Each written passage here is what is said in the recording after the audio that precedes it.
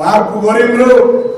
ప్రగతి భవన్ కంచెలు తగినాక ప్రజాభవన్గా మారిపోయి నివేదించుకునే పరిస్థితి వచ్చినాక సెక్రటరీ కావాలని ప్రజలైతే పడుతుంటే జరుగుతున్న అన్యాయాన్ని పత్రికలు బయట పెట్టకపోతే మార్పు ఎట్లయితే. అందుకే మార్పు కోరుకుంటున్న ప్రజలకు అనుగుణంగా ముఖ్యంగా కరీంనగర్కు సంబంధించినటువంటి వ్యవస్థలో వేల కోట్ల రూపాయలు విలువైనటువంటి స్థలాలు బయటికి రావాల్సిందే. అందుకు సంబంధించి తీసుకోవాల్సిందే.